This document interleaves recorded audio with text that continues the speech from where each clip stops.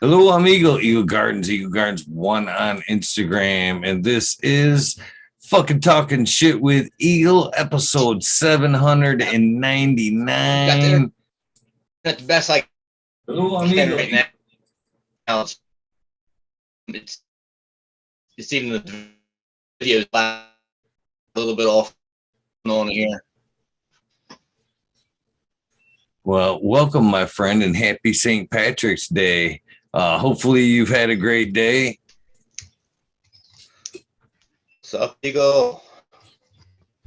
Appreciate you hanging Pretty out good, this pretty good. evening. It's been a while since we've been able to sit down and hang out with you. All right. Yeah, for sure. I'm an old fart, so I'm usually in bed by the time it gets dark out. But I'll be due for the morning coffee joint with me. I'm up going early usually, but yeah, I had a little cup of coffee later, so I'm good to go for this evening here. I got myself filled up. Now I'm gonna put up a fatty. How's the weather been treating you, man? You are up there. Definitely in no internet country. How you doing over up there?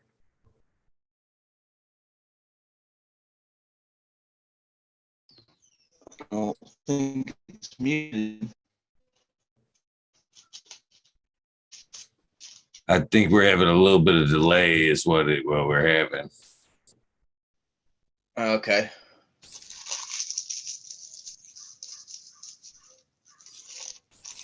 So what are you smoking on this evening? This is a little bit of just some Manuelos right now. I got all kinds of stuff up here with me, but I'm gonna start with a little doing of this. There we go. Boy, I'm two phenos of this, and sorry about that. I don't mean to keep stepping on your got feet. this one here, which is it's just the delay and stuff. It's my internet sucks up here in the woods.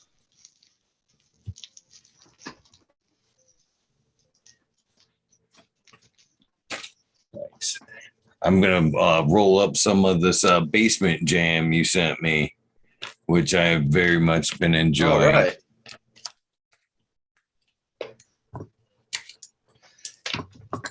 Yeah, that's from the greenhouse last fall, I believe.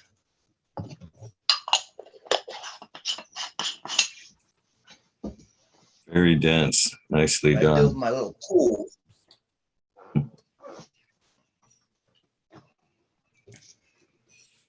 So first and foremost, I'd like to give you some props on something non-cannabis. You're a hell of a craftsman.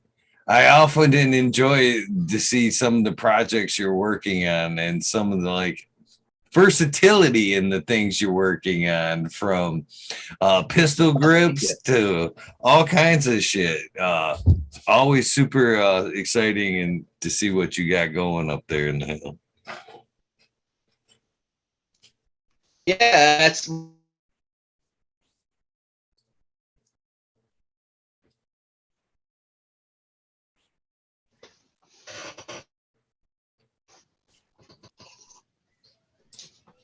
What, are you working on anything currently?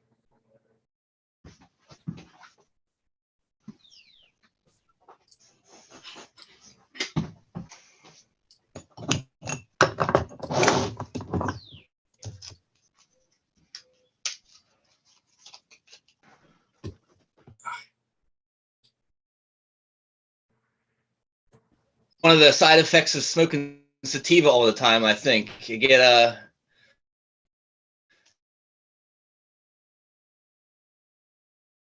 gets me all creative, wanting to do something, and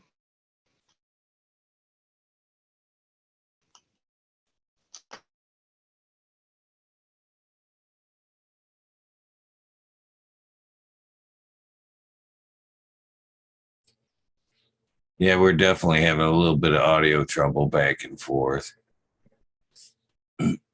That's a cool piece there.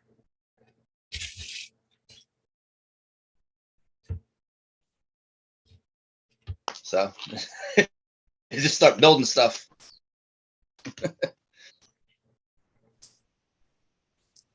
Cannabis is always good for the projects for sure.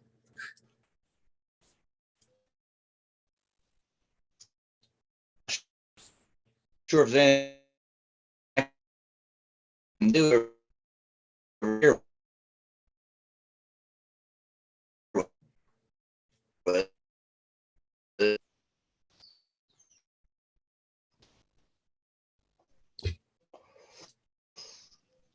yes, indeed.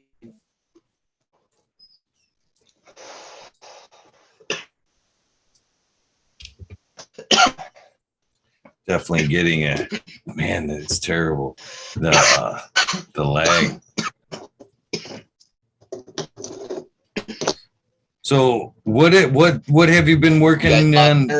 there, still trying to thaw out. What's that? I said the video's coming through. You're coming through pretty clear on my end right now. I'm I'm getting not having any troubles. choppy audio on your end, but I'm going to keep trying to work through it. I really want this episode.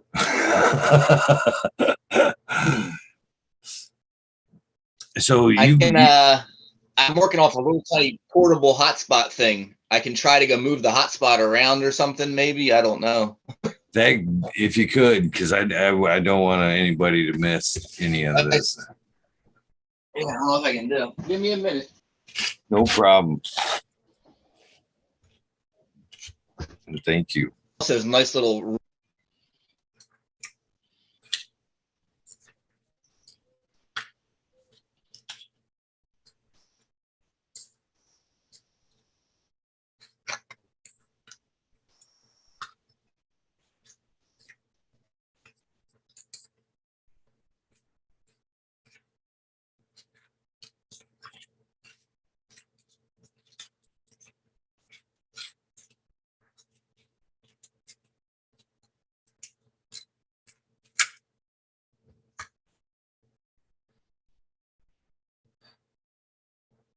Cheers, everybody. Thank you guys for tuning in.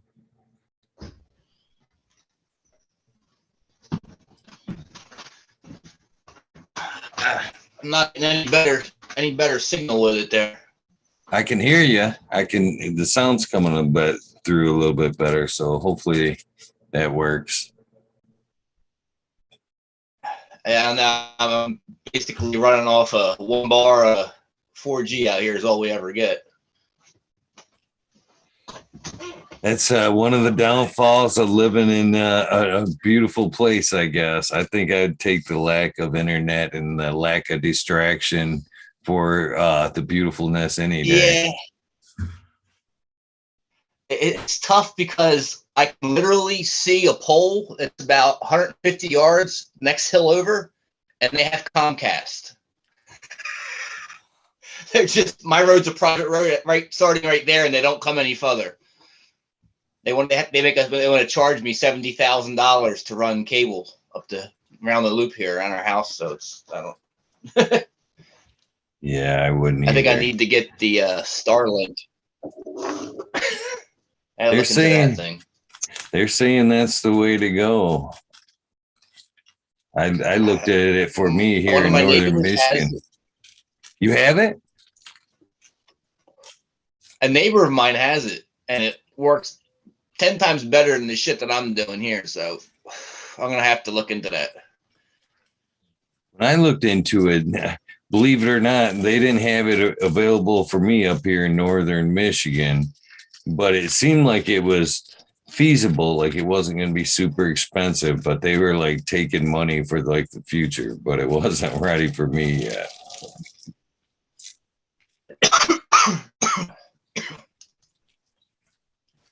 Well, once all the schools locked down, our kids are trying to do school from home with our internet like this. We found out real quick this shit don't work well.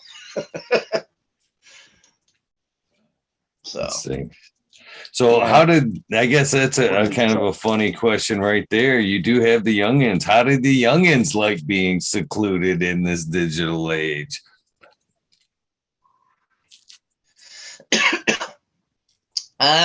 Well, they don't like it, that's for sure. But at the same time, they're so much more into their devices, and I ever was there. They're out doing stuff. They're more chatting with their friends and Discord and stuff and everything else.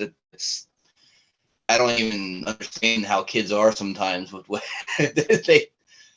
they most rather like sit next to each other and talk on the device as opposed to actually look at each other and talk to them. But my kids are both in the school play and stuff, so they have a little group of friends that they enjoy doing all the acting stuff with. So now that they're back in school doing that again, they're starting to get back in the flow of actually interacting more, which is good. It was bad. It was a shit show though. Now that we can hear you, even out here in California. Oh, sorry. So even out here in California, it was such a crazy fucking mess out here. It was until I think it was like 2 weeks ago when I go into the vet. I had to wear a mask in the vet's office. I'm like, am I going to get the dog going to get me COVID or something? What's the vet's office? They make me wear a mask. They finally dropped that like 2 weeks ago. Finally, I don't know what the point of that was. Yeah, I'm so glad we're by that for the most part. But now that we can hear us, you want to tell us about that piece you were working on? We seen it a few shots there, but what, the little wood thing? Yeah, the little wood thing here. Yeah. It's got like resin inlay. It's got a little seed inlay over here, bunch of seeds in it. And it's just got little indents. You can spin it around your fingers real easy and stuff. I'm left-handed. It's probably easier with my other hand, but just spin it around. But then one side's a little smoother, so it feels better in your hand. This side's nice and edged off, so you can get a good crack in the ribs or on somebody's temple, or for that matter, you can even hold it in flat hand, slap somebody with it. Nice cupped hand of it to the earlobe like that. Oh my god, that would hurt like hell. And the fact there's no metal in it or anything, you can go through metal detectors, get into a courtroom if you needed to, or an airplane, and it probably wouldn't be an issue. You can just say inconspicuous the fiddle bead or something. And I think since it doesn't wrap around any of your fingers, it's not considered a knuckle duster or a brass knuckle or anything. Just get away without getting any trouble for having it. Still very cool. What made you decide to start putting the seeds in resin and start, doing such cool shit with it?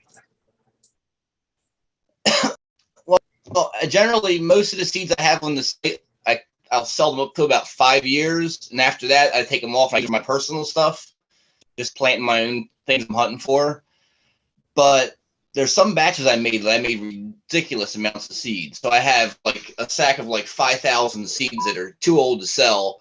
I'm not going to plant 5,000 of this one strain or whatever. So I'll just use it.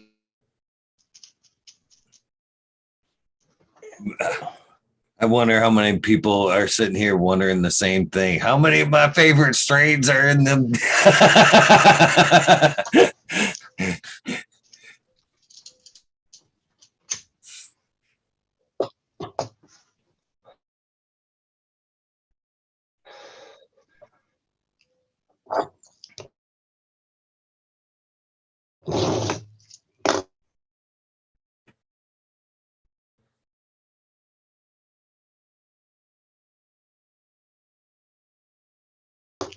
Is it just lagging on my end or just skitching in and out? It's lagging on your end, my friend. I'm pretty sure. I'm plugging in before the episodes because I was having the same problem a few weeks ago. But it's one of I'm willing to keep rolling with it if you are. For something else, I literally I have probably a million seeds, so I had a bunch of extras, older things to use. Lost some audio on you there. You know what we could do? There is one thing we could do if you But wanted to go that you know, route I had a big sack of about 9,000 grape lime Ricky, and I had a bad germ report on them, and I went and tested like 50 of them. I had one germinate, tested it again, no germination on them. So I said, fuck it, they're going to be resin seeds now. So just make use out of them that way. Something that they just kind of shitted out kind of early, where they only lasted like 4 years and they started getting really, really bad germ rates. So they went to resin. Yeah, I hear you. You're fine now. I don't hear anything. No lag on your end. It's intermittent. I think our lag's like literally like 30 seconds behind. I just heard like the seeds. Yeah. What?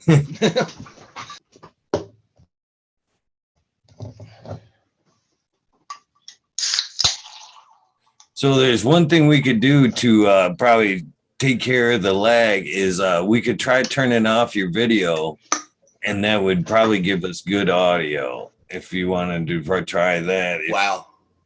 Huh. Try it. You can give it a shot. Yeah. I hit the stop audio, stop video.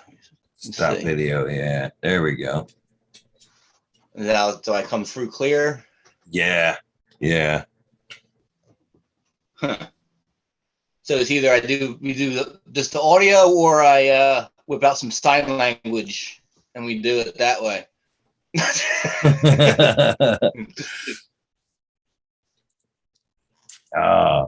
Well, I mean, we can try the video, but yeah, I don't know. I know this works. Well, we'll just chit chat here, and then maybe we'll try the video a little bit later, pop back on or something, see if it works. Right. Okay, it sounds good to me.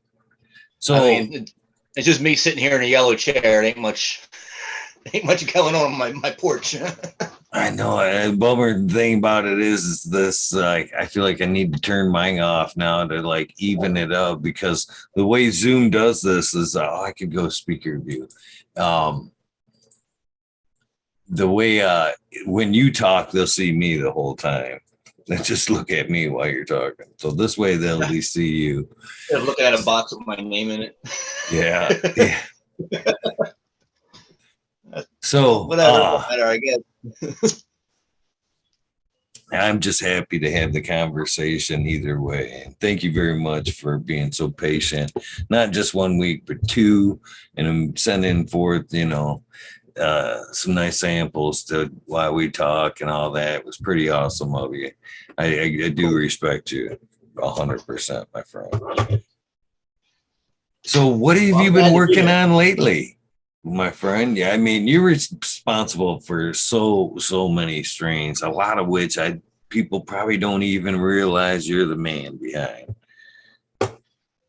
Well, right now, actually, my greenhouse I got going right now is one of my favorite things from Sub back in the days is Third Dimension. I got a whole greenhouse. I'm doing some Third Dimension stuff. So we'll see what comes out of that, but I'm looking forward to exploring some different avenues with that. Something I would have been working on if things had gone differently in the past. One of the lines I was looking towards expanding his line. I thought that was something that had a lot of potential to really blow some minds with some stuff with that strain offers. By far my favorite of the TGA classic line. What are some of your favorite? What makes it stand out to you? Why'd you want to bring that in particular strain? I had one. It was had like a limey, coconutty, spicy, really nice flavor. The uplifting, very sativa dominant buzz, but it wasn't 10 weeks of flower. Sucker would come down to 8 weeks. So it was just a nice combination of speed, flavor, uplifting buzz. I really enjoyed it. I grew that one for I had grown for a couple years, and then I had lost it, and I hadn't grown any for a while, and then making a bunch of stuff for sub. I had, made third dimension seeds for him, and I just never got around to planting more of it yet. Been so busy just making seeds and running stuff, and still trying to expand my line and working new different things. It was so busy I never got really a chance to grow things back out. So now, in the past couple of years, I really had a chance to start exploring some more and going back to some of the older stuff. So it's going to be fun coming up here. I'm working the Chilumbian line right now again. I have a run of that indoor with some new stuff I'm going to bring out with that. And I guess next up right now, I've been eyeing up a bunch of my OG seed collection. I'm going to go through and do another revamp and do some more OG work, and still going to keep my Alcatraz male I'm using because he is just absolute OG stud, and I'm going to work him in with the mix. And yeah, I'm pretty much focused on this narrower focus right now. I'm not as expanding out as much. I'm probably going to lay off on some of the purple stuff for a little bit. I have a lot of that in the mix right now, so let that play out for a little while. And I'm actually been doing right now is just starting to feminize some of the stuff I make. So I'm going to do some of the internal strains that I've made crossed internally. I'm going to do some feminized releases of that. I have a Vintner's Moonshine feminized line coming out soon. The Darkwood line just dropped. So basically it's going to be feminized stuff, but there's no gelatos, no cookie, nothing like that. And it's all Norstar crossed with Norstar. About 90% everything in the feminized lines. I can 100% appreciate that. I've been kind of putting out there for breeders actually to kind of do more of the same, just kind of work their strains or work strains to where they feel like it's a beautiful end product. You know what I mean? So everything's very similar. A lot of the work's been done, I guess. I don't know, but definitely trying to push maybe a more proprietary type breeding program just to kind of eliminate some of the copycat bullshit and to maybe stop people from trying to buy just because what's on the label and to keep breeders from breeding with stuff because just what's on the label. I feel there's too much influence through social media. People are seeing something and I have to breed with that now too. I need to cut it out so I can breed with that too, so I can be as cool as so-and-so is breeding with it. Wait, who cares what so-and-so's doing? You focus on your own shit and keep working your own stuff, and don't keep trying to chase other people's work to work into your stuff all the time, because you're going to be endlessly trying to just duplicate other people's stuff somewhere along the line. That's no fun either. Granted, somebody might have something that's really good. Great. Try it, maybe like it, grow it, enjoy it, but don't turn your whole line into somebody else's line, or just, all of a sudden that's going to be your new fem reverse plant you're going to use, and you're going to hit a whole bunch of stuff and turn your whole line to their line. Now it's all hit up with that plant. So it just, I really want to see the home grower become more of the home breeder and make more of their own stuff for themselves, become more self-reliant, because at some point I'm not going to be here, other breeders you like aren't going to be here, and all of a sudden the gear is not going to be available. So if you're taking it upon yourself to find all your favorite breeders and find the work you like the most from them, and duplicate that for yourself and work that amongst your own lines personally. You have family heirloom lines all across the country. Everyone can have all kinds of great family heirloom lines that are best representations in their mind, at least, of different breeders that they like and enjoy. And then you never have to worry about all of a sudden the government cracking down on something and saying, oh yeah, it's all legal now. And that means we're going to charge a fucking $10 tax for every seed that we find in the mail, and every other which fucking thing they try to do to rail you over.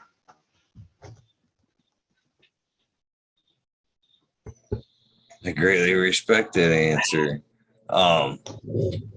So as far as that being said, I'm curious about like recreating a strain.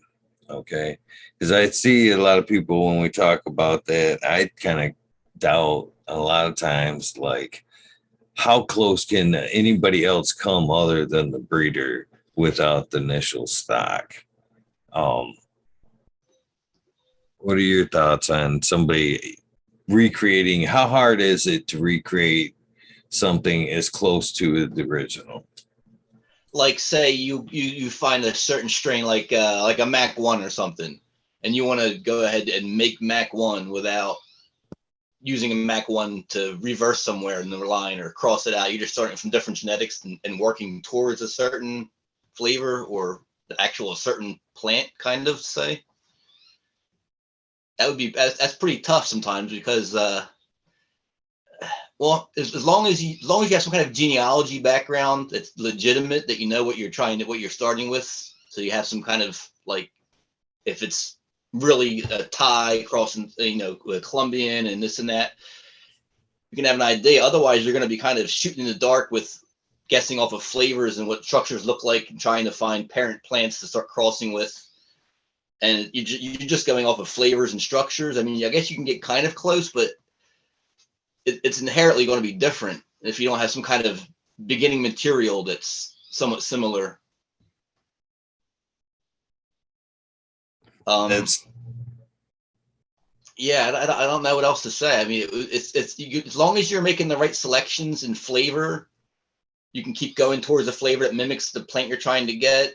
And you also have to try to bring in the structure. But I mean, to try to get it all not locked down with just whatever plant material you had to start with, and not per se the proper breeding material to start with, it makes it that much harder to get to the end product. You're trying to get a certain terp that only comes out of some Afghan or something. You don't have any kind of Afghan material. You're gonna have a hard time duplicating that flavor profile or growth structure with other plants. You're gonna have to try to find that somewhere. well, I think it's not. best I think it's just best to take your favorite stuff and mix it up a little bit and try to find some variety and F to it. Look for more variety in your stash. Just hunt for unique things. I mean, if you have the space and you have a little bit extra money to spend to grow lots of plants, grow a whole bunch of plants in a little greenhouse, small ones, and hunt them all out. It's find your own unique thing and then keep messing with that. I think it's too hard to duplicate somebody else's work that's without getting some kind of similar work to start with. It like you're trying to duplicate some kind of sherbet cross, and you're going to start with some kind of gelato cross or something, and you're going to call it something else, and you're still working within the same gene pool generally. That makes it pretty easy just to be shady. It just gets. But I think that happens a lot out there, especially in the clone markets that go around. There's a lot of clones that have dozens of names. So. Well, I have multiple reasons for asking that. One is kind of like, oh, obviously the recreation for somebody else, obviously trying to recreate that, which I'm not advocating for in any kind of way. Or it's kind of more for the breeders end of that too, because I've always been an advocate of trying to push or, breeders having or keeping parental stock. To kind of keep consistency of, more batches of seeds there, I versus one big batch and then at some other point trying to, again, put something together for another batch of seeds. How close can you get with like that type of recreation? If you don't even have, I mean, even with the breeder, because you knew, you know what I mean? You knew what dad looked like and you knew what mom, you know what I mean? How hard is it for you to, to recreate? Well, I have a lot of basic stock to start from that would give me different growth profiles and flavors. And I have a huge amount of seed stock to start from. So there's a pretty good chance that if I know what plant I'm shooting for, what the genealogy of it is somewhat, I can kind of start working with some of that kind of material. That would give me a head start. Quite honestly, chances are, if I'm shooting for something, I'll probably have something that's similar in seed form that I think will be a close start with to begin with flavor and density and growth structure. And I try to start with that plant and see how close I can come off just out with something else that I already have. You know what I'm saying? Like just I have something that's sort of similar to that myself. So I'll start that to begin with a whole big batch and see how similar of a plant I can find, and then try to alter that by adding other things to it. Thank you for teaching us, tonight through this. I think if I was to just try to start from scratch for whatever strain, it can start going down a rabbit hole in one direction or another.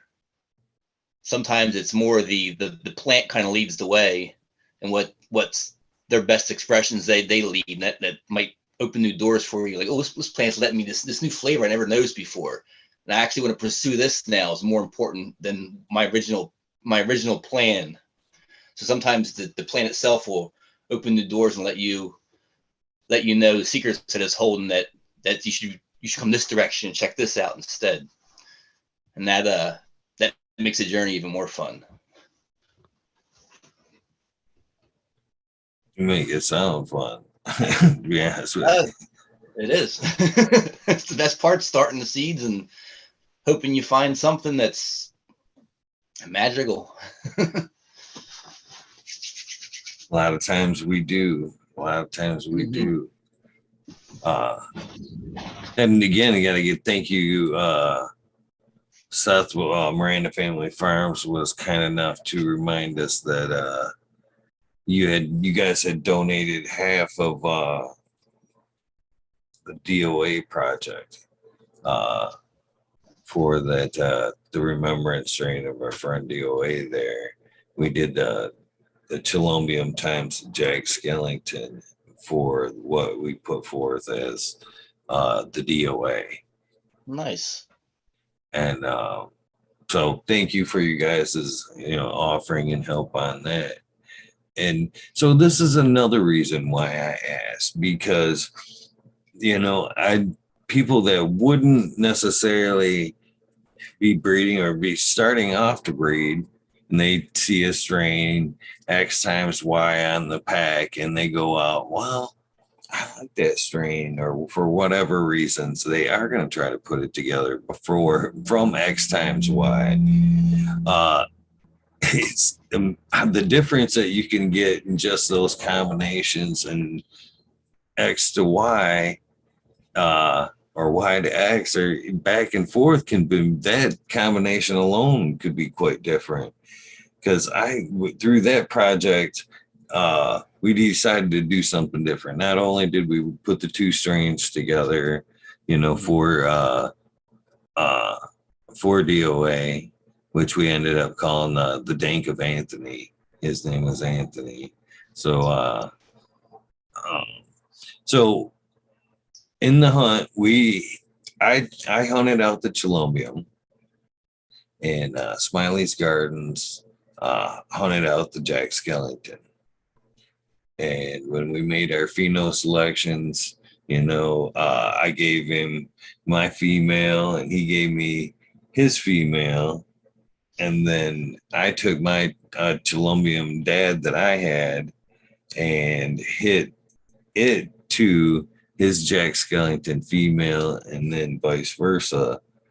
And the results that I'm seeing, and we gave them both out side by side. You know what I mean? When we gave out sets, everybody got 2 packs.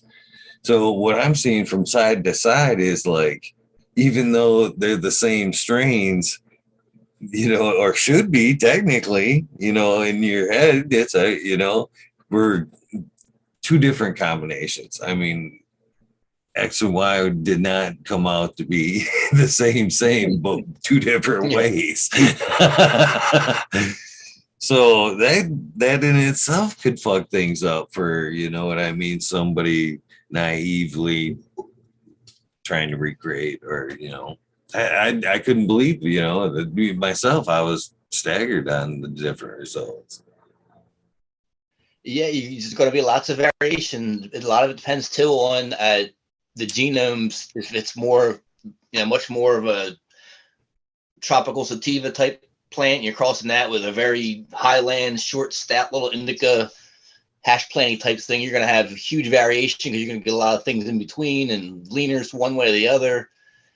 And then you could have something that's like you were saying that these two were totally different because maybe one was a more dominant male than the other, so it passed those traits on. The other one was more dominant as a female. You never know how they play sometimes until you start a large pool of seed to see the variation that's in there. Because sometimes it can be they all lean one direction very heavily, and it's kind of uniform with slight variations. And other times it's a whole ballpark of everything you can think of. The best way to kind of eliminate that is you start with something that's kind of uniform to begin with. Both the plants are rather similar, and then you get a more uniform plant, obviously. So you can really, find something that I'd say similar growth traits. So everything's you're gonna have they should all grow the same. They're all medium height plants, stout branch. Stout doesn't need support. All those things are similar. You can have a totally different flavor profiles. You'll get a range of flavors with a similar growth structure, and then work from that for different flavors you're trying to hunt down.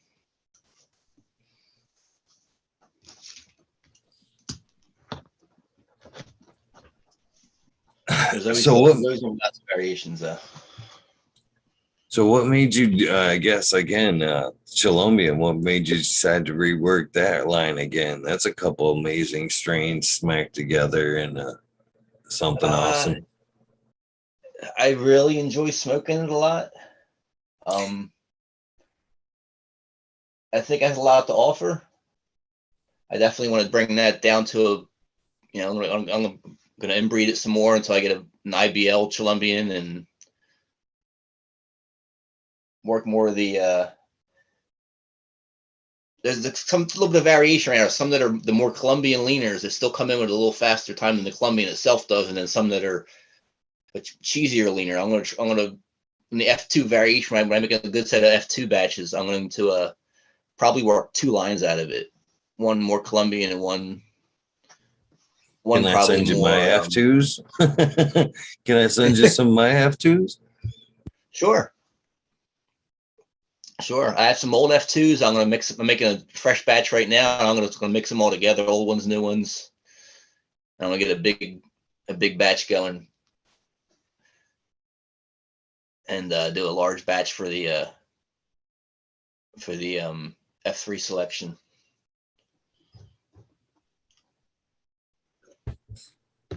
But yeah, ideally I want to get that to where I can have one line just be the said Colombian, to where that's going to be a fairly uniform line down the middle, somewhat funky, piney, earthy Colombian still dominant, something that comes in less than 12 week kind of thing. And then I'll have different variations that go with more Colombian, real sativa, 14, 15 weekers, and then something with maybe a cheese line. I don't know. I might just work the more down the middle line, leave the cheese to something else, work that into the more of the cheese back cross with a boyata into that line more. I still like the sativa edge on the cheese. I don't want to go Afghan with it or anything. Over the years, what has been some of your favorite strains to work with? What has been some of your backbones from some of your really good stuff? The UK cheese has been a standby for a good 15, 16 years now. I was actually worried. It's been looking a little funky for the past year. It was looking all sick. I had it tested for the hop latent viral and it came back clean. So I'm all good there. It's just it's getting old. It's a little bit root bound in the pots all the time. It needs to be more the reason I want to do a little more work with it right now, because she's getting a little harder to clone. I want to work the boyata line, maybe cube it, go back with that, and get even more cheesiness, because I like having that around. I don't know. I might look into getting see if tissue culture revives it or not, but she's just been a little stagnant. Same thing with the ChemD. I like that one quite a bit too. Kind of not as much as I used to, but she's always got potent ass buds that are stinky, stanky. So it's hard to not like it. It's just the buzz kind of gotten a little old to me, I guess. Same thing. She's getting old. She doesn't clone as well. She's one of those last ones to root out, but she's still hanging in there. I've been smoking a lot of Buñuelos a lot lately, the past couple of years mainly.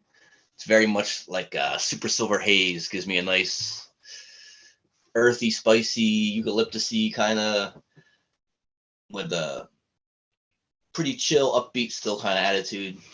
Can I get through my day? Smoke that all day long.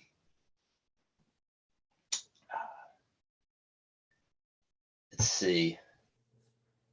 More recently, I guess I've really smoking the lethal injection in the zoo. Both of those two have just loads of OG funk. Just sticks to your face for quite a while. I love them. I need to do a little more work with them, I think. I'm going to work that with them. When I start doing more OG work, I'm going to work those in with it too. I like the couple cuts I have of those right now a lot.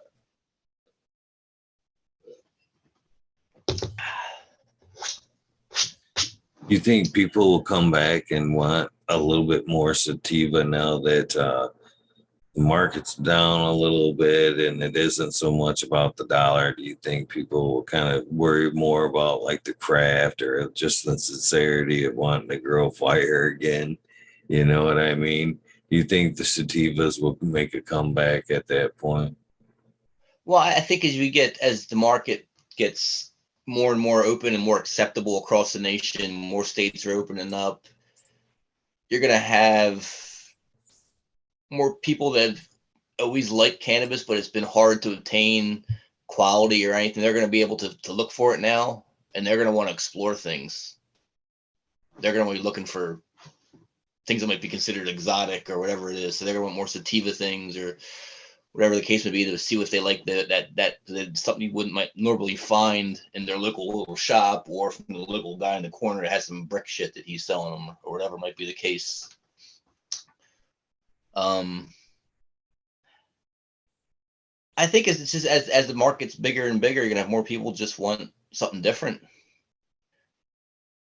and a little more unique, not having the same old. I mean, if what you're gonna grow is the same exact stuff that you can buy at the shop down the street, other than saving money, there's not much advantage to it unless you just want to compete with the see if you can grow something better than what the shop's growing for the same thing or not. But I guess even though you're gonna have the shop selling clones and nursery selling clones of the same material that they're commercially producing, there'll be a crowd for that, but I think that's going to be, that'll be a bit of a set crowd is all. And then you're going to have people that are more really interested in cannabis. They're going to want to start new things and they're going to be looking for more unique stuff, old school stuff that's back before, prohibition or whatever.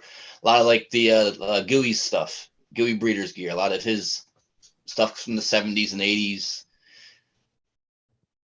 They're going to want to see what that was all about. You have a whole crowd that was all cannabis they know is maybe Cheech and Chong movies and shit like that. Never had access to a real freedom of cannabis that some places have been having for decades now. And to be able to grow a 15-foot sativa in your backyard or something is going to be a blast for some people.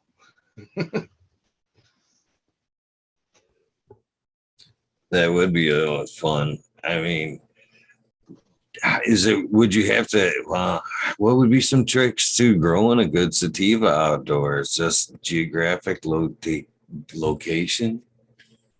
A lot of it, yeah. If you have an early frost and you're not going to give that thing protection, you might as well forget it. You're going to be halfway through flower or a little more, and you're going to be getting frost already. It's not going to make it another 5 weeks. If you're already going to be, most chances are you're going to lose all your bud. You're going to mold out. So you have to be location, invest a little bit into a greenhouse or something. So let me ask you LED lights are this. so cheap. The LED stuff and everything from Amazon is so cheap anymore. You can pick up a cheap setup of something and get going in a spare bedroom. So let me ask you this. I pondered this one day as I was harvesting a plant, and I had one day I was smoking and I had found some seeds and whatever I was smoking, and I just kind of tossed them into the pot, in the flowering pot. They were already in. So I had one come up while the girls were flowering, and it actually ended up being maybe 2 feet tall at best. Still had a nice little chunk. I mean, it's good, at least half ounce on that little soldier plant, and it wasn't necessarily a sativa. So could you do something like that, almost like with a sativa, to kind of shorten the process and still get a decent yield out of it, almost autoflower that sativa? Probably. Yeah, start it late, so as soon as it starts getting the size, I mean, starts flowering right away. I mean, they, like you were saying, they do get to be pretty good size. I mean, so could you fare decently like that? Yeah, I mean, when I do a pheno hunt, I'll do a whole bunch of plants, and I'll actually flower them out after only usually 2 weeks, a little more than 2 weeks after they're popping up. I mean, they barely 3 inches tall, 4 inches tall. A lot of them I start flowering right away. And little tiny 1 cup of soil, sometimes I'll get a solid 1/4 ounce out of a little bud. But I'll be able to hunt out a whole bunch, and I'll only cut about half of it off though, and then re-veg the keepers. But I can get 18 plants in one tray that can flower out. Little tiny 1 cup size pots. So I imagine if you were to have a decent amount of root space, they'd be able to really pack it on.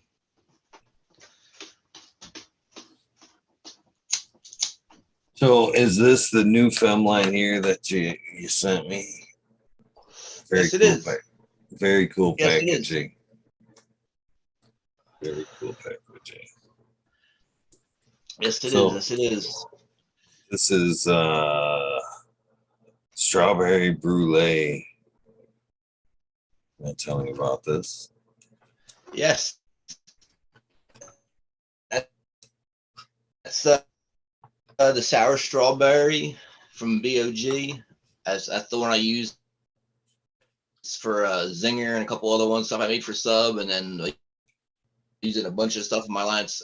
I just happened to. It's very. Had it for Christ like 7 years now. It really works well. And the dark wood, that's the blood moon crossed with the deadhead. It's just a fucking knocks you in the head.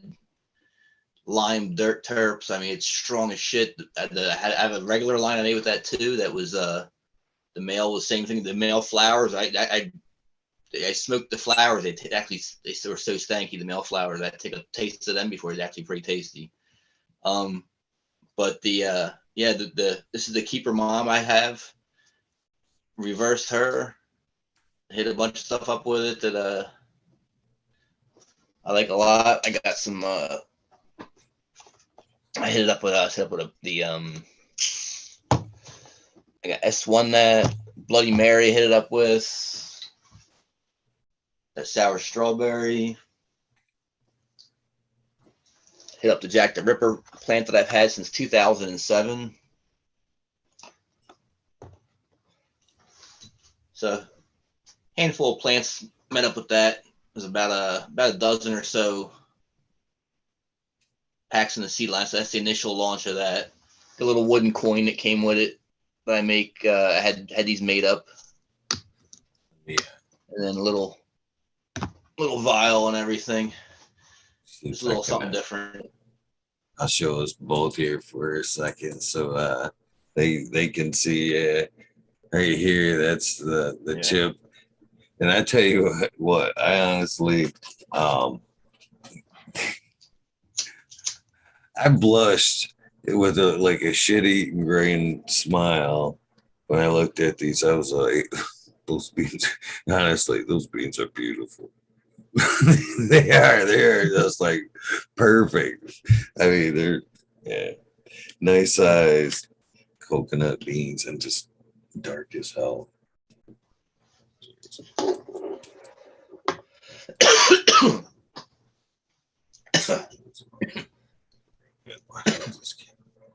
Yeah, there's I mean, literally, they're like huge. But yeah, I have all the packs are numbered. You got yours listed as a promo pack, I believe, has written on it even. I only had so many sites have extra of.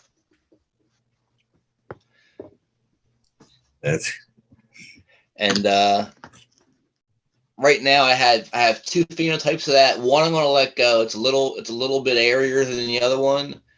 And I find it smells just as berry and just a little bit flatter than the other one. So I'm keeping the one that's got a little more tart haze in the background that I like a little bit better. It kind of lingers a little longer than the other one. So I got that one I'm keeping right now for a while. It's nice yield and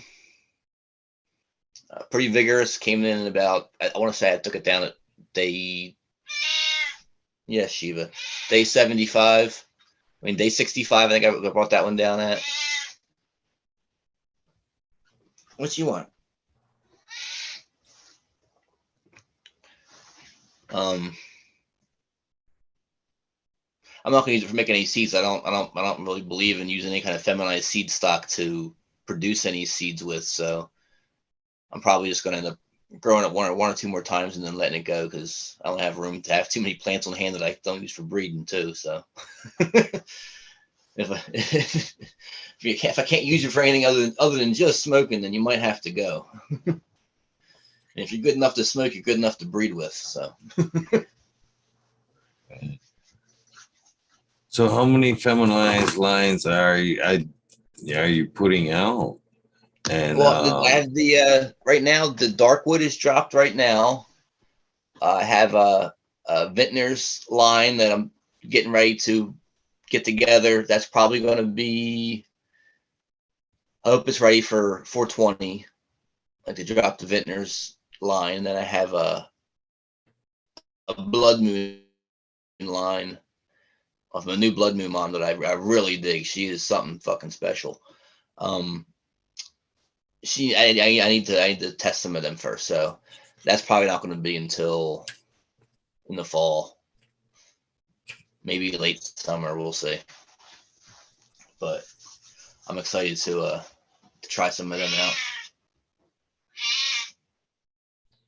What you want?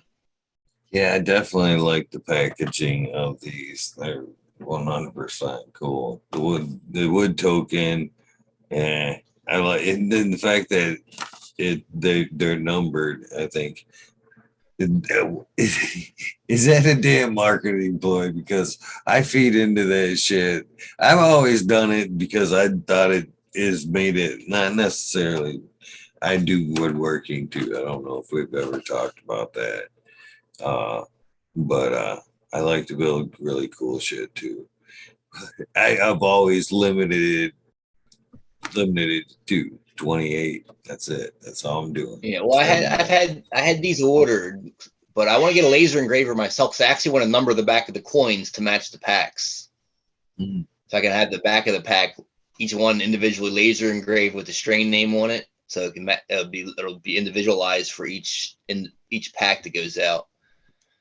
I want to figure out a way. I actually want to put a hole in the coin somehow and just put the seeds in the hole.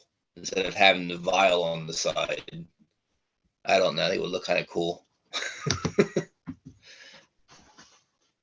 I feel like it's getting it's a little bit jumbled with the vial in there, but it's a little crowded for my liking, but it's okay. I dig it. I really dig it. So And then plus there's something like I had like the Darkwood S1, the seeds are so big I can't put them in the vial. So they have to go they have to go in the plastic centrifuge tube still. So I can't get them in the glass vial. So what the hell's the secret of producing such a beautiful dark bean like that? I mean, is it letting it go full term? Is it more nutrients, one Both. way or another? Keep Both. the plant fed well so it looks lush and happy and going.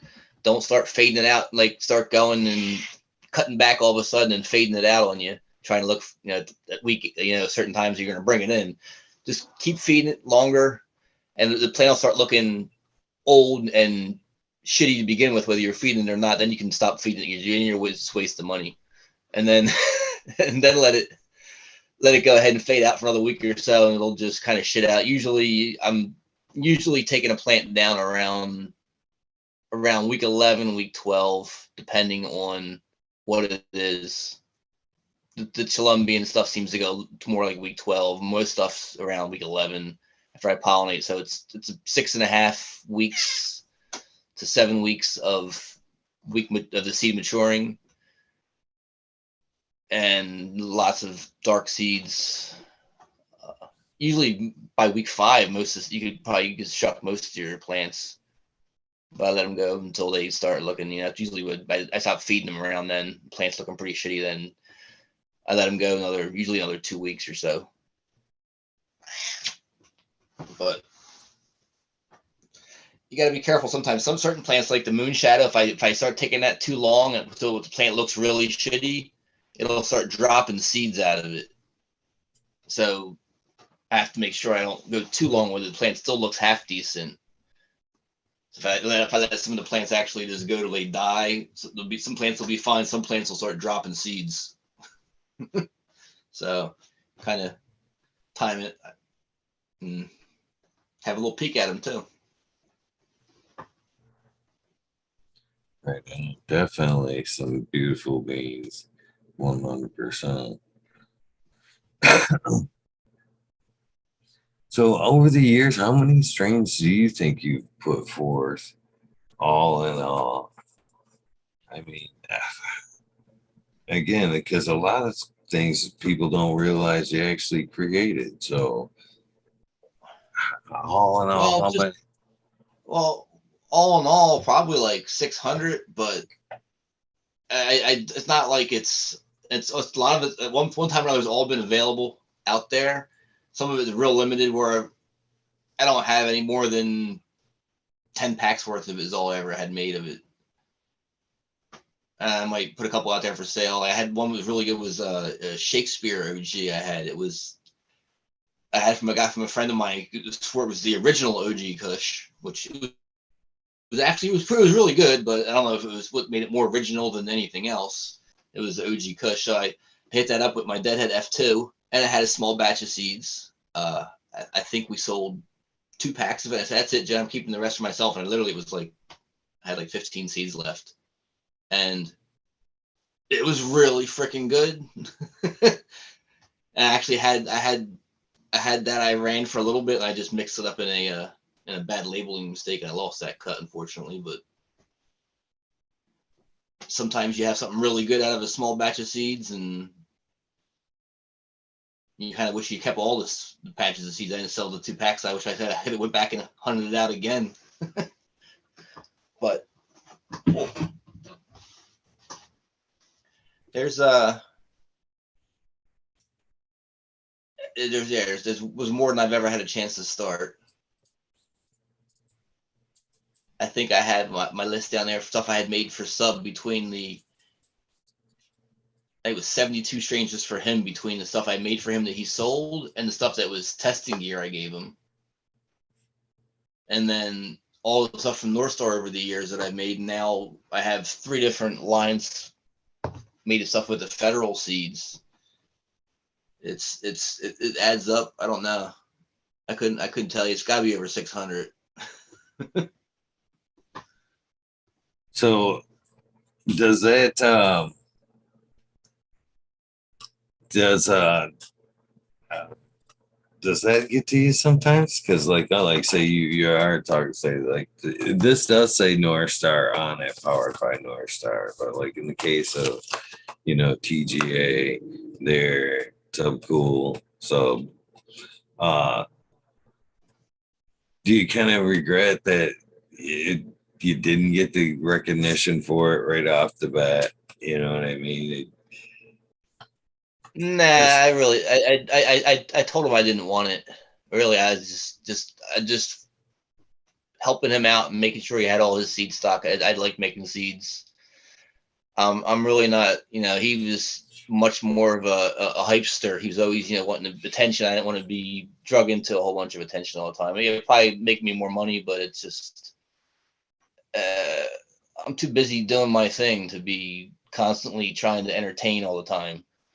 So I didn't want to get too caught up in the whole TGA scene and then the drama and Jill and everything else. As it's better for me, I thought this to be more on the sideline, and it was easier for me to do my thing and have my life. I had young kids and stuff, and I didn't want to be bothered with all the extra drama that came along with that. So I can honestly see that just from trying to get you on the show, because I I have waited whole seasons for like the deck. Oh man, I definitely and that's why I cherish like tonight, man. I'm like I wasn't giving up because of like a little bit of bad internet in the beginning, because I know I appreciate your work, man, 100%, and uh I respect the simplicity of the way you choose to live. You know what I mean? The lack of the internet, the doing a lot of the shit yourself. I was wondering because as you sat there, when I could see you, I could yeah. see the beautiful wood room behind you, and I was thinking, I bet he built that motherfucker. Oh yeah, I sure did. That's actually off my bedroom. It was just a rooftop area for downstairs. There was a over top of that originally, and then off top of the deck, I fiberglassed the floor and built a whole room over top of it. And then it was a window in my bedroom. I took the window out and put a door in. So now I have a smoke room off my bedroom because I don't like smoking in my house. So I open the door and come out here, a little screened-in porch, and I have a little plastic I put up in the wintertime to keep the wind down and the rain from blowing around much. But just a simple little, I guess it's maybe 10 by 12 with a little corner cutout, little room, but it does the trick. Are you milling a lot of that wood yourself? I believe you'd be that handy. I'm not. I mill small stuff like that little toy thing I was showing you, a little knuckle buster thing. That's some piece of redwood log that I milled. But anything it's got to be like under 8 inches so I can fit it through the bandsaw properly to mill it down. I don't have I really would like to get an actual mill to cut trees down and make some nice stuff with it, but logistics of the space of my property and extra money and everything else I need to build a space for that to go somewhere. It'd just be a whole project in itself. So right now it's just maybe someday. Again, man, I ask this guy because I can see I respect the level of craftsmanship and the way you live is because and I know wood a lot of the times the wood we get is shit, man. Even if you go into a nice local hardware, there's still a lot of cases iron. milling it themselves. You know what I mean? They have suppliers, and even the No. finer hardwoods. You a lot of times you can really pick through, and it ain't, you know. So I could see you in the setting that you're in, just seeing like a nice, beautiful, you know what I mean, old growth, no Well, knots. the whole campfire we built was all that lumber we actually ordered from a sawmill down the street. A certain grade of custom, we ordered the redwood from them instead of going to the store and just picking it up. So we had all that milled to order off of kiln drying redwood, and I think it came out much better than just the stuff they had at the store was horrible. Not to mention it was all the COVID shortages and everything, trying to get stuff from Home Depot or wherever it was getting shipped in from wherever really sucked. As supplies were expensive and it was crap material you were getting. So 10 miles down the road, there's a redwood mill. We just went down there and ordered the wood from them and got it from them. I wish I had a video of me and my wife and the two kids putting in. We had an 18-foot, 8x12 beam we laid on top of two mortises. And we had the kids at one side, me at the other end, trying to get this huge beam up on scaffolding. It looked like something that the kid, they come take your kids away for, having them lift a 600-pound beam with their mom trying to put it up on top of a post, and we're all wrestling this thing around. It looked like death defying, but we managed to get it done. So that was pretty fun. That's But yeah, awesome. definitely milling some wood would be cool. I got some stuff to cut down. What's up, Shiva? Yeah, there's nothing more satisfying than a project well done, especially when you're doing it for yourself. That's for sure. Yeah. So do you, what is tools improve all the time? Do you have a new favorite tool, or what's your favorite tool in general in your I don't know. shop? I don't know. That's a tough one. I use the drill press a lot. I like that. Ooh, I got a better question. Yeah. Like What's that? electric, like new school woodworking, or more hands-on, like hand plane card scraper woodworking? That's tough. I really like both actually. I like some of the new stuff is really cool with all the digital AutoCAD design things that are just so intricate. Like, wow, you could do that. But at the same time, when I see something that looks like you think it's almost like printed, but it's made by hand. I like some of the Japanese woodworking. I've seen a lot of the stuff they build, buildings and everything, and the paneling and different. It's just some of that stuff's remarkable. Um, yeah, I don't know. I gotta say, I really like the old school way the best. It's just you don't have to worry about a failure to download something, and all of a sudden you can't woodwork anymore, or your Wi-Fi goes down. Now you can't you can't make the piece of furniture you're trying to make or something. So I like the idea of being able to just use your hands to make something. I guess is nothing can stop you then. For me, it was like a little bit of like the initial draw was like the less sand, and that there was something about that nice curl of the wood. You know what I mean? A nice Yep. sharp iron, just like effortlessly is there's something beautiful about that.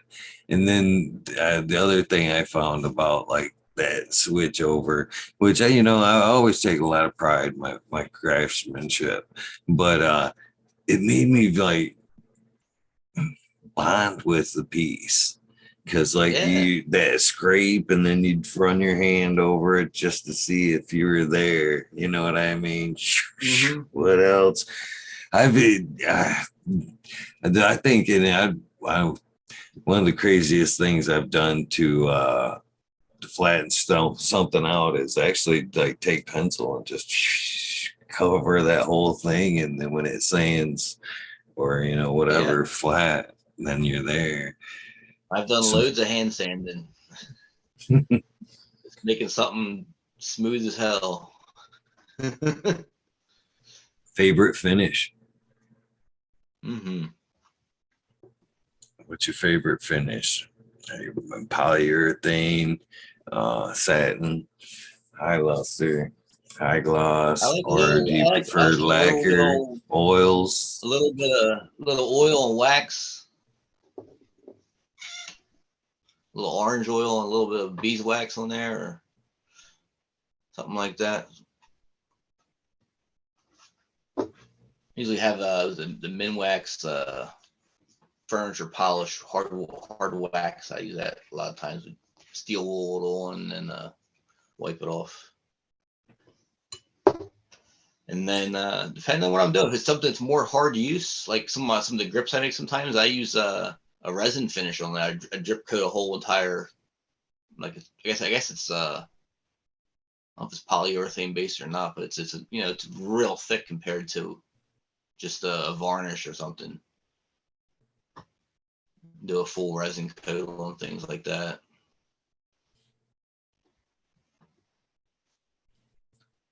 That's And then awesome. just a good stain and a good just a buffing up with some furniture polish is good.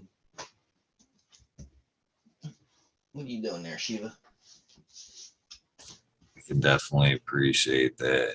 Um, yeah, I'd myself oil, like you're saying, or I prefer I like the luster of a lacquer too, a nice high gloss lacquer. It's kind of one of the easier finishes to fix too. Mm-hmm. If you got to go back and fix it, there, there's something special about work. I've done a lot of like contracting woodworking, and I've actually turned people down for them wanting to paint the end product. I'm like, I won't do it. Sorry, find somebody else. So what you've been you've like I said, you've made a lot of really cool fucking things. Most of them I've seen lately I like the resin and seeds, but like what's been your overall um favorite piece? I know it's kind of like seeds, isn't it though? I mean the last one's probably your favorite, but overall, what's you've got to have one that's you like, man, yeah, I've put fucking a lot of time into that one. It's beautiful. I don't know. I mean, it changes so frequently depending on what I've popped frequently that's something a little bit different that I enjoy. Uh, Most recently, the Phantom Zone, the Alcatraz times the Apollo. I hadn't grown any of that yet, and I think I made it like 3 or 4 years ago, and I finally got to growing some of it, and it's so freaking good. I don't. I could smoke that a lot more, so I'm going to be definitely growing some more of that. I'm sure there's probably something that I would like even better that I haven't grown yet. I just have I need to pop more seeds. I got to get to hunting more stuff. Uh, Now I'm a pretty big fan of OG stuff, and I do enjoy that a lot. So I'm going to be diving into a bunch more OG this spring and summer, planting a variety of all my stuff. So I'm going to hopefully find a new favorite OG to smoke on for a bit. I think I'm due for something. Tell me With about that this. said, I'm going to have myself some lethal injection right now. Nice. You want to tell me about this one here? The Deviant, yes. Dark Desire, Times of Dirty Little Secret. That's just more purple on purple. Super danky. I think right now ATG Acres just harvested some of that on Instagram on his farm. That looks phenomenal. Big chunky purple grape buds. He was in, or probably still is in chat. Cheers, Aaron. Congratulations on that new child. He's been on the show a Yeah, few times. Awesome dude. awesome. He's That's got a nice another little off the sample. grid cat right there.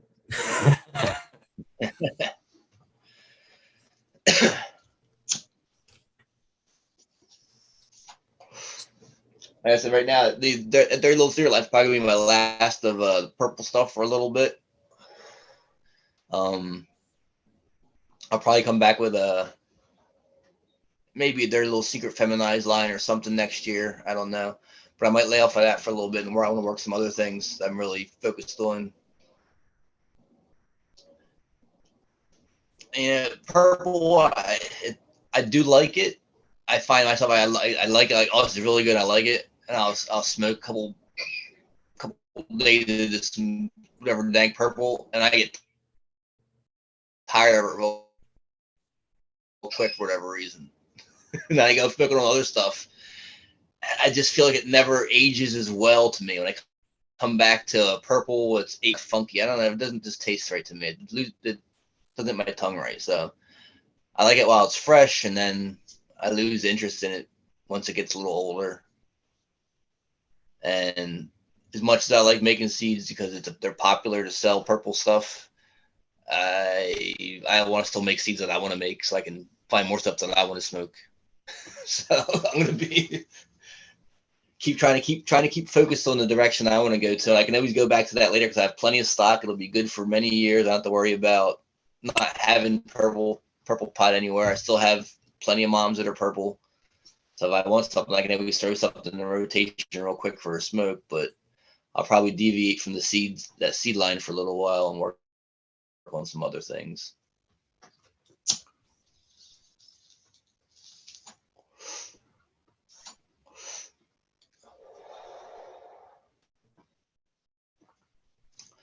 I want to work some of the stuff I had made for sub. I want to rework some of that again, like the sweet tea.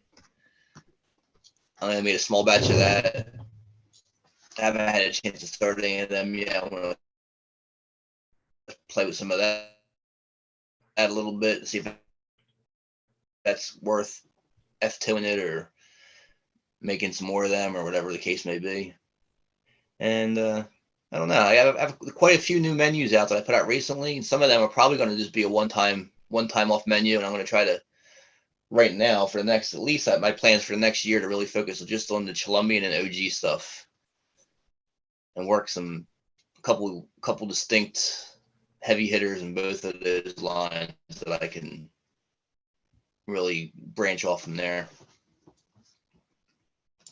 But it's gonna be a fun ride either way.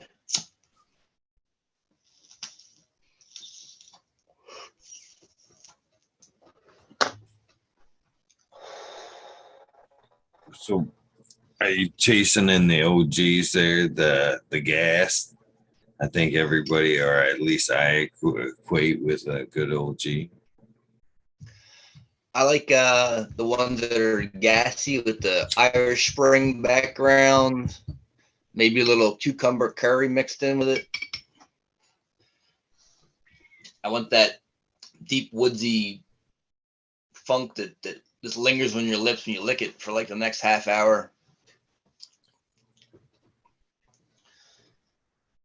Definitely lots of gassy notes coming through and all that for sure. Pine sap and all that fun shit. A really good OG. It's just after dinner. It really just really takes the edge off, helps me just unwind and chill the fuck out. Takes the edge off of smoking sativa all day.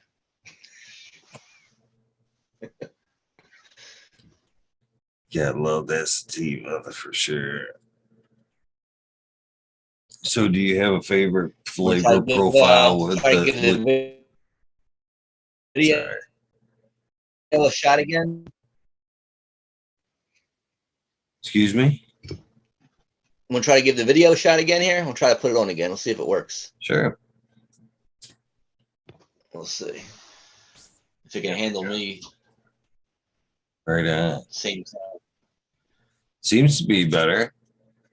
A little better, maybe. I don't know. Maybe it's dark out now. I don't know. Makes a difference. Who knows?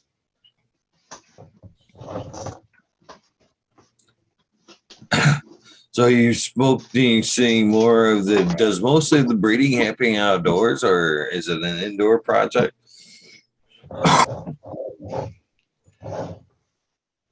It used to be a lot more of an outdoors, but outdoors the batches are much bigger, and I'm trying not to make so many seeds all the time,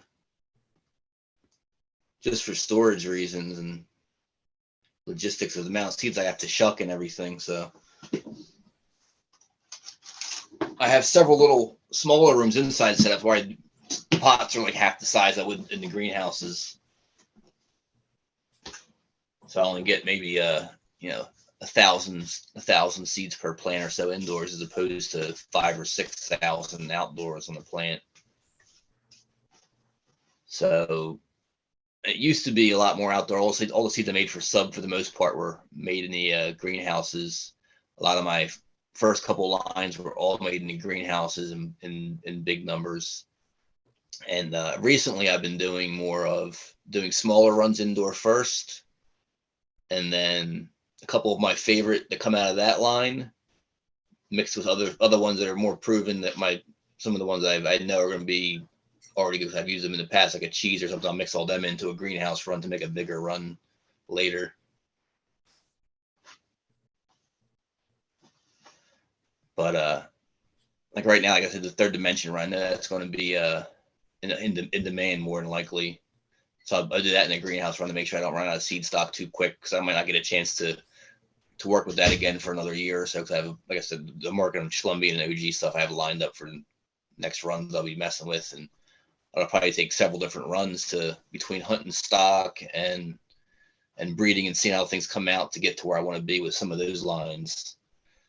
So we kind of mix up with that for a while. So that's why I'm doing like the third dimension run in the greenhouse, to make sure I have enough stock that I don't run out in 8 weeks or something. So do you think that over the long term, not just you, or do you think indoor breeding will overall influence or weaken the plant a little bit? Because we're already kind of worried about some of these silly diseases. If we take it, like, not necessarily, I think even outdoors in the greenhouse is better than indoors. You know what I mean? In a way controlled climate, you know what I mean, where you kind of sealed everything off. Is that type of breeding gonna weaken the plant? And again, we're only pulling out things in that environment, you know what I mean? So if we continue to do that, will we kind of weaken it up? I don't know. I don't think so. I mean, unless we have some kind of contamination inside the sealed indoor area, and we're continually contaminating everything and breeding with contaminated material, I don't think we'll have any issue. I don't think. I mean, I think the sun's more natural. Maybe you get a little bit different growth, but you're not going to change the genetics of the plant, whether they're indoor or outdoor. I don't think it's going to change the actual genetic material any, unless you have some kind of virus contamination or something of the sort. I mean, most of the lights indoor now have full spectrum and UVA and UVB and everything else added to the mix, so it's mimicking the sunlight pretty well, I guess. Might not be as intense. I mean, you have some less different. You're a different phenotypical expression indoor than outdoor, I would imagine. The plant's going to show differently, but other than that, you still have the same genetic material. I actually probably going to be taking my greenhouses and making them a little bit smaller. So instead of running 20-some plants, 30 plants in the greenhouse, I'll run a dozen or something smaller. So I can still do more breeding in the greenhouse. So it's more economical too. It just costs less to run a greenhouse than it does to have indoor set up with everything. So it'll make it easier to have smaller runs in the greenhouse. Stuff like that works too. A little bit of both, I guess. I mean, you might get. I've noticed different seed size from the same exact seeds. Like if I make a batch of seeds indoors and the exact same batch of seed outdoor, I generally tend to see a bigger seed outdoor. I don't know if that's just a phenotypical expression that they get bigger bracts, therefore they hold a bigger seed in certain plants. But I haven't seen a difference in growing the seed stock out. Like one plant's not different than another because it was made indoor or outdoor. I haven't seen a difference in the outcome of seeds yet. So. Well, one of the other reasons I've wondered is because of them. I kind of picture it like us. We kind of adapt a little bit. You know what I mean? We're trying to pass on to our generation what's best for our kind of environment now. You know what I mean? So I kind of wondered if that doesn't happen in plants outdoors. You know what I mean? Especially outdoors. If they don't, they're in the next generation. They're like, you might want to be a little bit more rain resistant. You know what I mean? Maybe tweak the toolbox a little differently in that seed makeup. It's one that makes me wonder. Well, I think that's a totally different style of breeding altogether. That's more of like an open pollination with like an outdoor patch, and that patch itself would become more whatever the strongest genetics are, because the strongest plants survive every year, and that within that patch they should become more acclimatized to that location.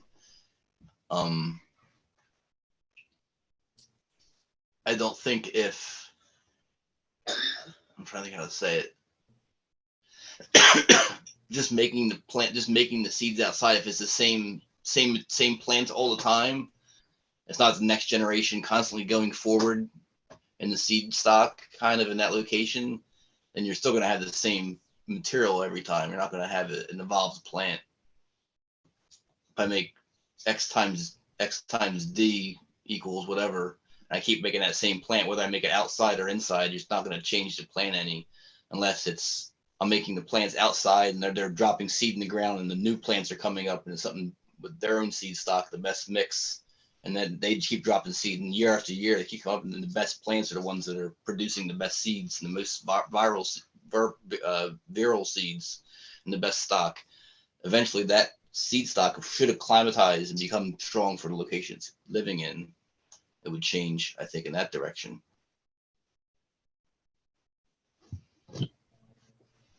Thank you.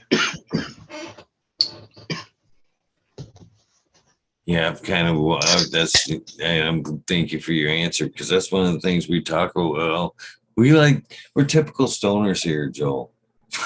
So late nights when we get into the weed nerd worlds, a lot of times we do kind of kick around this very subject. What can tweak seeds? Even one of my favorite conversations is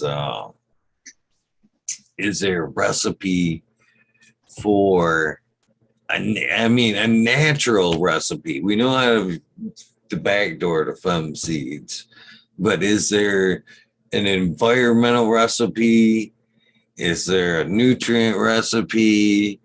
Is there a fucking sweet spot? You know what I mean? To where you're getting heavy. I think you can change stuff with basically, like I was saying, if you were to grow a certain strain that's, say, an equatorial strain, something that's best in the jungle of Panama or something, and you took that seed stock and you took it to Alaska and you planted it in the ground, and every year kept this whatever could survive in Alaska every year, it would evolve into something totally different from the land race it was back there. It would have to. I think that would be one way to really do a big change in the dominant genes that were able to survive in that location. Every generation would keep changing to make that dominant gene set would be the only ones that could survive, whether it be just because of the cold or the flowering time change or nutrients in the ground or combination of everything. I think that's one way to do something. It has to be a big change, though, to really get some kind of dramatic results. So that makes me wonder, even everybody's had a seed popped where it was heavy one way or another. I got damn it, I got 10 for 10, 8 out of 10 on that round, and you're usually thinking it may be a more 50-50 ratio, or I've had an unfortunate experience where all were dudes. And I'm like, fuck, you know what I mean? So I refuse to believe that out of that batch, the 50-50 batch, I just got to pull the fucking draw and got, you know what I mean? Fucking 10 out of that, draw. Or is that, again, is that necessarily something affected that pollination? Maybe it was a humid night or fucking high heat or something like that, to where the plant just was like, yeah, I'm not in the mood. Barely took pollen, and you know what I mean? That whole batch went one way or another. I don't know. Nature does some silly shit. I don't know. I really don't know sometimes. I don't know if you can tell by looking at different seeds what's or what. I mean, people say you can look at the seed and tell if it's male or female, or I never really dove too much into that, looking at what seeds were what. Or for that matter,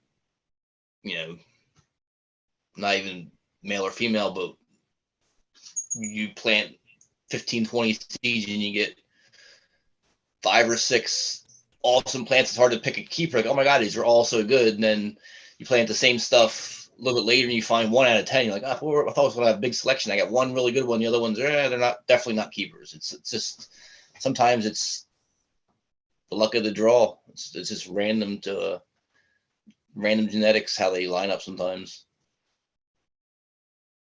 which is part of the reason why I want to try to stick with what I'm working on, the Shalomi and OG, and just work them lines a little more so I can narrow that down, so there's less and less of the variation available in certain lines within that.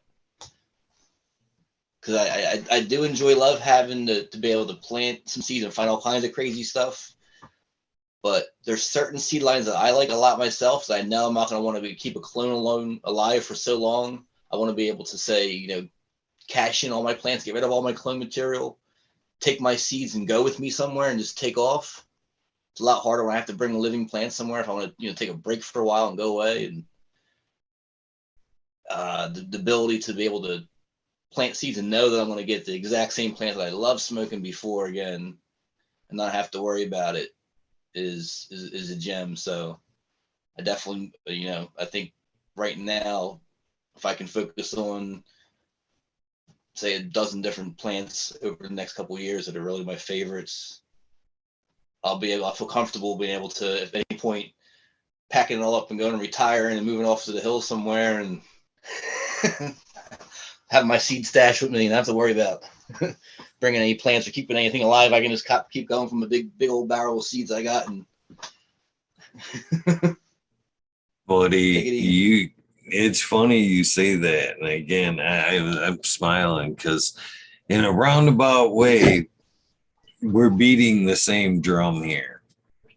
because that's again leading back to the proprietary times the proprietary thing. Okay. And everybody, Tao says it'll never work. But the American, what I'm calling him out, he said over the other day, it'll never work. Nobody will ever do it. But the proprietary by proprietary thing, this is what I'm hoping for, Joel, is that it comes down to exactly what you're talking about. Not only this, but just craftsmanship in general. You know what I mean?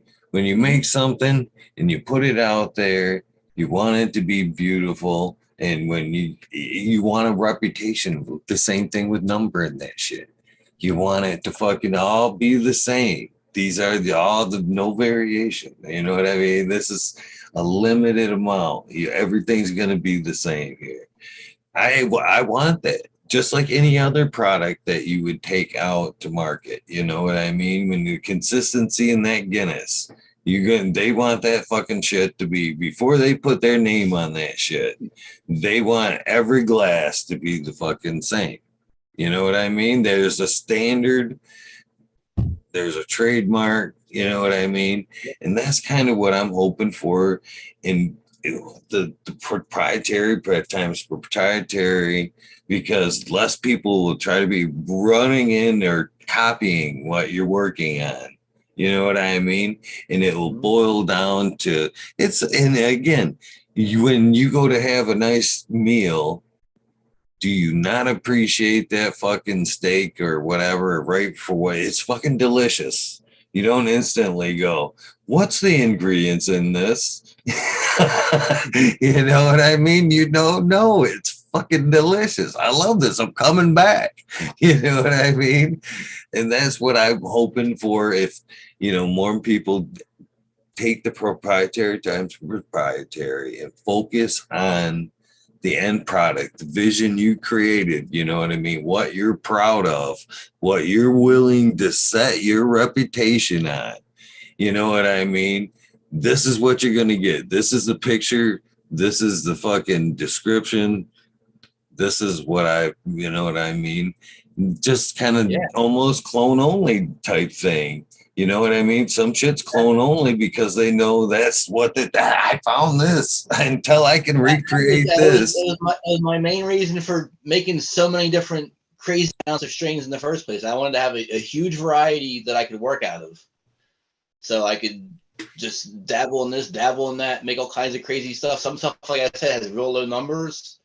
So I plant all the seeds. I find something really good. You know what? Now it's a clone only. Because I have no seeds of it. I only made 30, 40 seeds. I planted them all. I found like a killer pheno. I have one right now, the 1985. It's a UK cheese times Golden Child. So it's the UK cheese times Oaxacan Gold times UK cheese times Santa Marta Colombian Gold. And it grows and its vines out, and it's got some dank, cheesy, fruity, funky nugs on it that are in nice, uplifting, bright sativa. I'm getting ready to put some in the greenhouse right now and get them going. I'm looking forward to showing some of them off soon. To something I had made a small batch of seeds a couple of years ago, and I finally got around to planting them, and they're fucking killer. So I can't wait to start showing them off because they're awesome, and it's just something unique. So like exactly, it was clone only, but now that's what it is because I don't have any seeds of it, and I don't have either of the parent plants anymore that I used to make that one. So no, I have the cheese though. I don't have the original Colombian I used to make the Golden Child father plant in that one with. So now I guess that would be a clone only, but wasn't something you pick up someplace. You just make it yourself. Any home breeder can do the same thing. You got to just find stuff you like, make something. Who knows? Maybe you only make a small batch of seeds, but you find something that's really special, and now you have the plant and keep it alive. Now you've created something new and special. It's your baby, and I think everyone needs to have their own special thing they got going on. What's your tips for keeping that long-term strain? Is it better to keep like a long-term big potted mom, Or is it better to kind of take cuts? Or are you going to lose some shit over the years? Are you taking more of a Well, risk? take cuts. Give her root space so she doesn't get stressed out too soon. Take cuts. Realistically, I would advise working on making seed stock out of her. If it's something, could be as simple as making an S1, just making an S1 seed stock of it yourself, so that at least if you do lose the mom plant, at least you have something to smoke that's like it you enjoy. How much variation from, even if you do have mom and dad, you know what I mean, over multiple runs, you just keep smacking them together like they're in love, you know what I mean? How much variation are you getting from the batch to batch like that?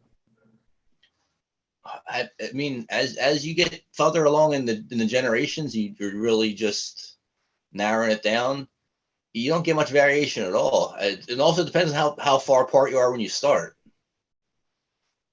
If you got a lot of variation in the first batch, you might have some variation popping up for quite a bit there. And even in the final product, you'll have uniformity, but you'll still have some variation, maybe in flavor or effects a little bit until you go really far into it. But for instance, the Panama stock I have, F3 right now, I'm getting ready to make an F4 seed stock with that. And every generation has been completely uniform all the way through. All the seeds look all the same. All the end product looks the same. From all the different phenotypes of it. There is no really phenotypical variation. It's very, very slight. So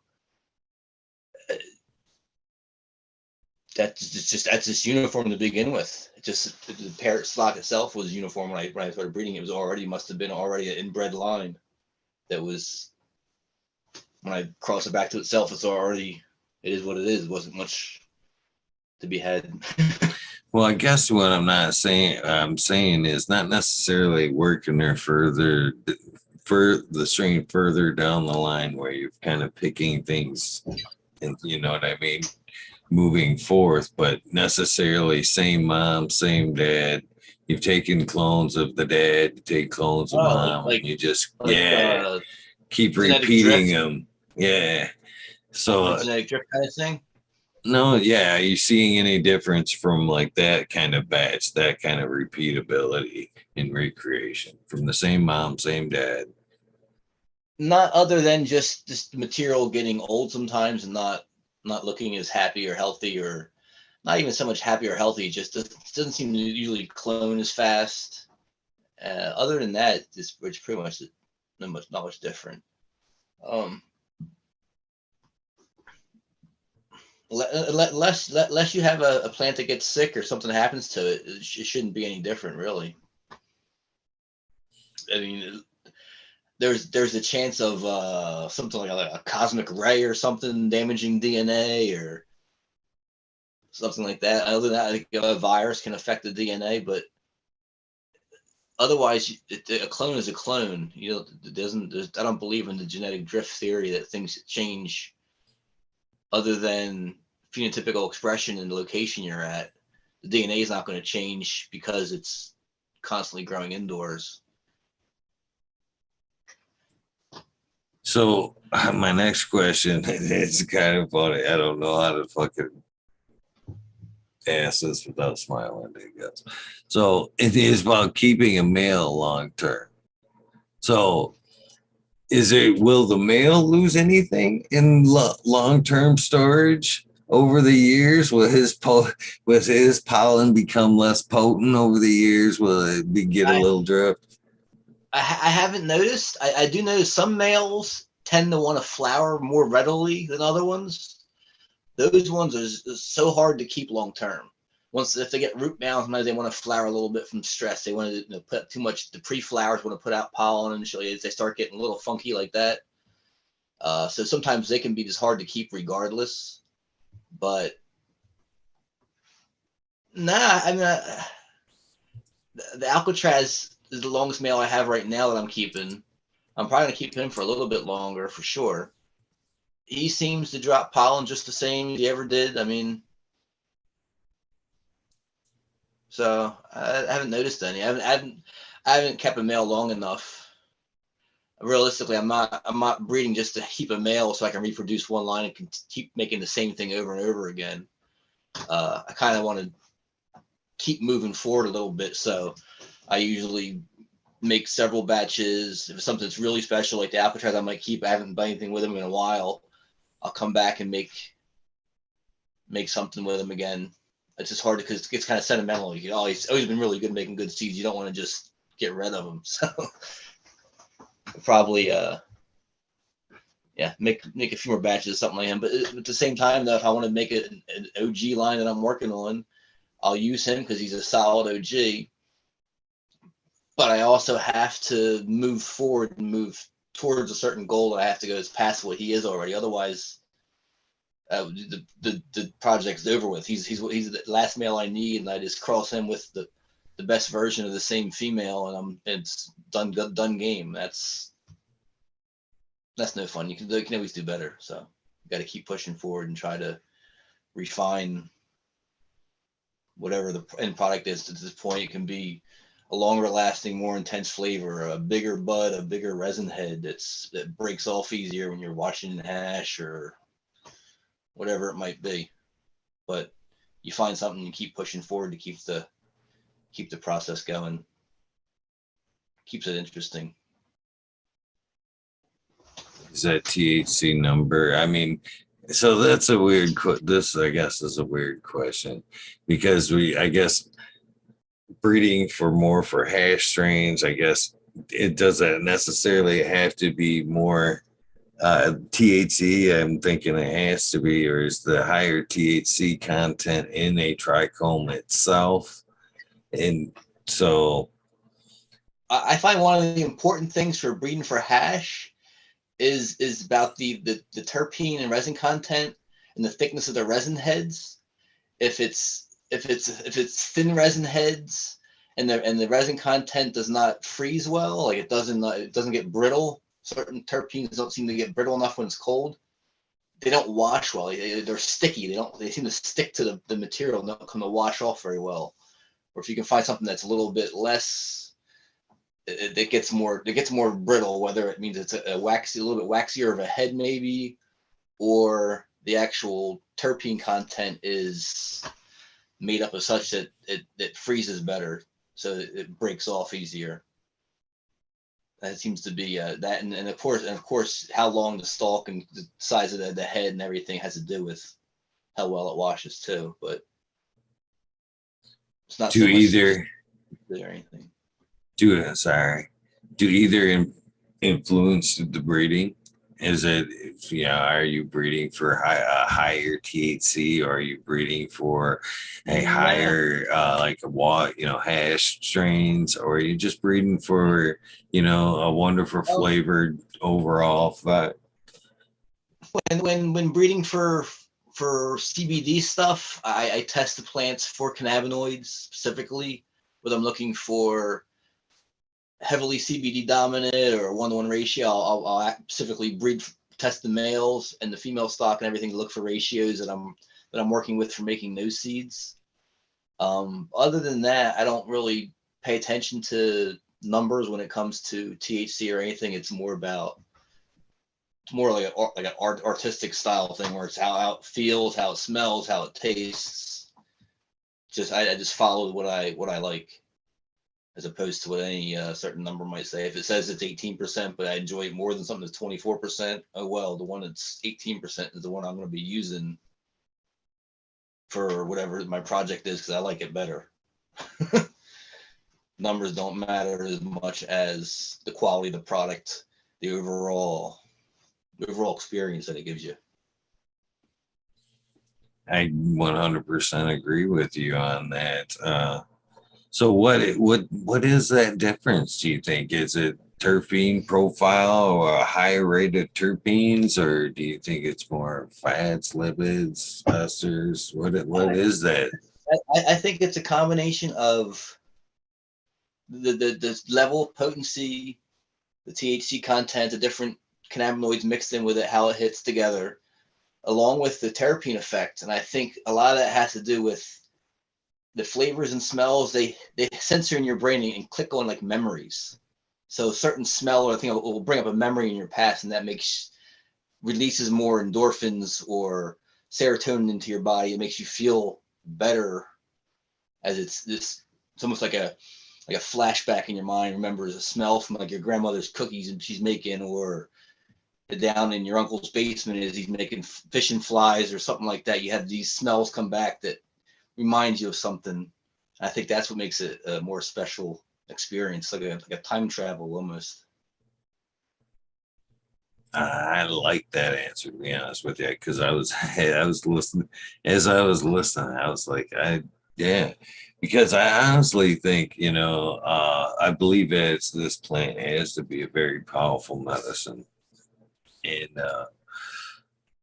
I, that interaction with the plant, 100%, I believe is like a spirit plant.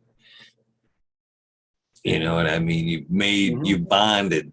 You drive this one. This is my medicine. You know what I mean? So I think what you're saying is there's a lot of truth to what you're saying right there. It could be a lot in that terpene profile especially if you've unlocked and got that one that it is a memory thing, or it could be that deal you've made. Yeah. That's the one. Something just clicks off in your mind. It just makes it seem stand out, special. Something about it. Definitely. Never really thought about it, but like the kind of like that same feeling, like when you're listening, you hear that old song, a certain song or something, and you kind of get that. Yeah, exactly. You know what I mean? So in that, you know what I mean? That feeling you get when is putting different chemical responses through your body, good things, you know what I mean? So I could see that memory relationship that you're talking about with the terpene profile, that uppity or that bang, bang, bang in your head is gotta be producing some stronger medicine or enhancing it. I don't know. I dig it. For sure. Well, people, I'm getting a little chilly out here on my porch. I think I'm gonna wrap it up here. My hands are starting to get a little chilled out here. Man, I'm grateful for the time we got. I want to come back again sooner, much sooner. So let's set up to come back again sometime in the spring, right after sometime, we get a little warmer. I will set up on the deck and we'll do maybe a little earlier. I can shoot it even, so I have outdoor lighting and get a couple hours in, and it's warmer out. That'd be awesome. I'd probably get better signal too outside. And one of the best things about it is, I think that the signal is actually good enough for that silly thing I call the sound bite. Can I please get basically what I'm looking for in my version is, hey, this is Eagle, and I'm on fucking Talking Shit with Eagle, episode 799. And you can say whatever you want as long as it's got that somewhere in it. This will at some point be a commercial for this episode. I'd be more than grateful. And I am ready for that, right? This meeting is being recorded. There we go. All right. Hey, this is Joel from Norstar Genetics. I'm here with Eagle, and we're fucking talking shit. This is episode 799 on fucking Talking Shit with Eagle. Got to check it out. We had a little trouble with the picture, but we got it worked out. And it's a blast. Thank you so much, my friend. The recording has stopped. So I want to remind you that Zoom link that I had sent you is always good. So anytime you do see, like, you're subscribed to the channel and you happen to see it is a Weed Nerd World, that's basically what I call it. Weed Nerd Worlds are multi-panel. So they're open to all the past guests. So you happen to see that, just go ahead and click the link. You see you're up late or whatever, we're going to hang out, set us straight, or just talk some shit, man. Hit that link and come play. So sounds good. Until then, till the next one, thank you so much for your time. All right, brother. It was a blast. I look forward to the next one. Right on. Take care. You too. For the rest of you guys, thank you for tuning in. I greatly appreciate your guys' time as well. Most importantly, do not forget to do something nice for somebody. Random acts of kindness do save lives. And with that being said, I am out of here, folks.